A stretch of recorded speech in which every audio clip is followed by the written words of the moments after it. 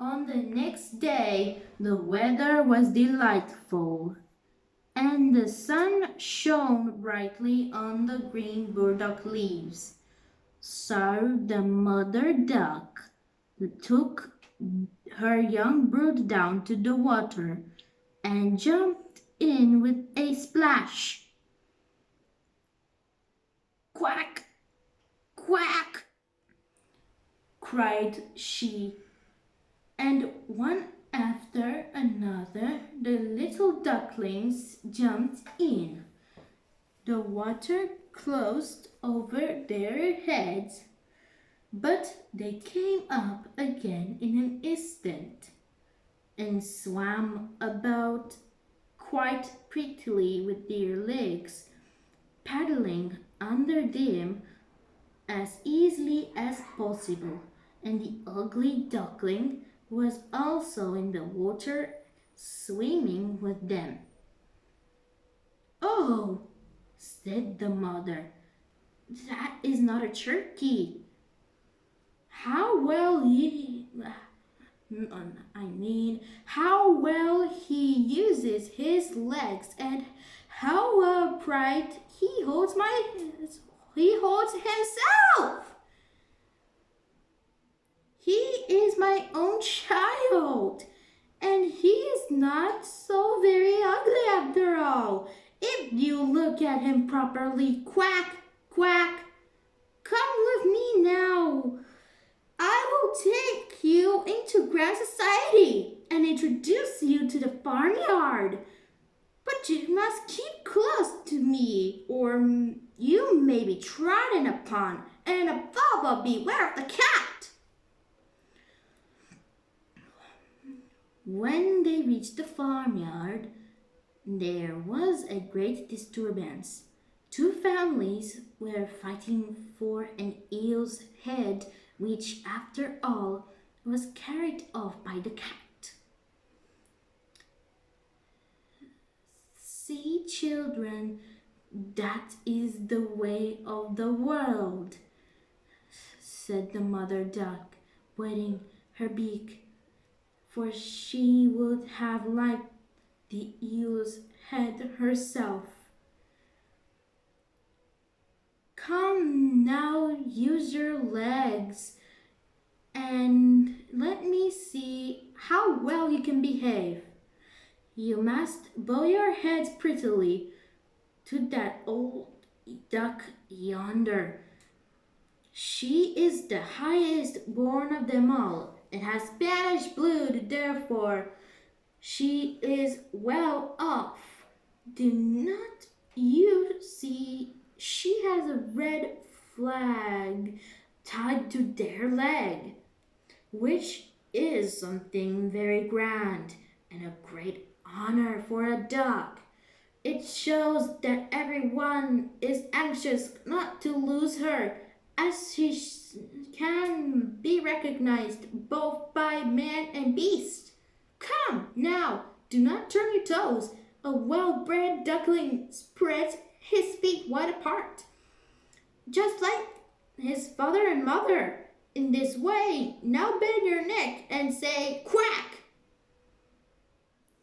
The ducklings did as they were bid, but the other duck stared and said, "Look, here comes another brood," as if there were not enough of us already. "And what a queer looking object one of them is. We do not want him here." And then one flew out and bit him in the neck. "Let him alone," said the mother. "He is not doing any harm." "Yes, but he is so big and ugly," said the spiteful duck, "and therefore he must be turned out."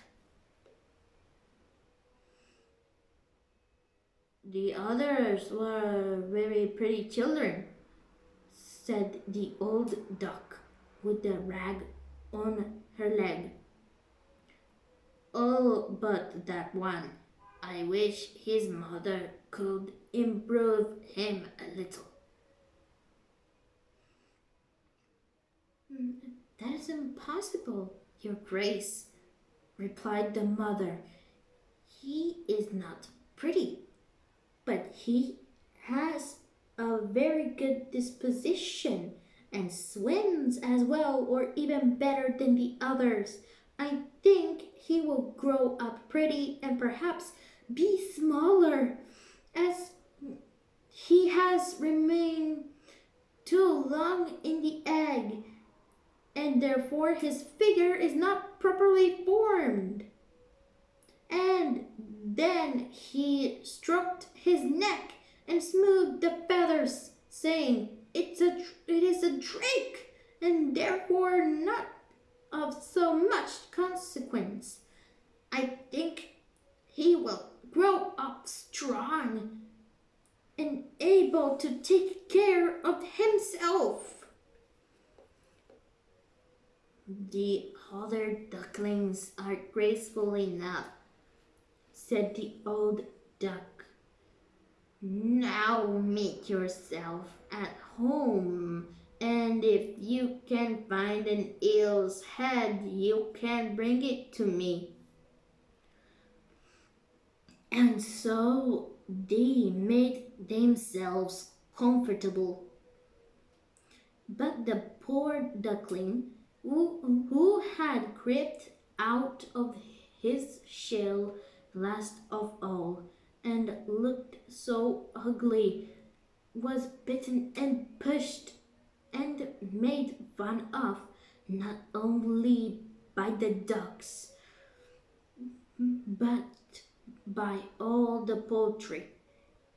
"He is too big," they all said, and the turkey cock, who had been born into the world with spurs and fancied himself really an emperor, puffed herself out like a vessel in full sail and flew at the duckling, and became quite red in the head with passion, so that the poor little thing did not know where to go, and was quite miserable because he was so ugly and laughed at by the whole farmyard.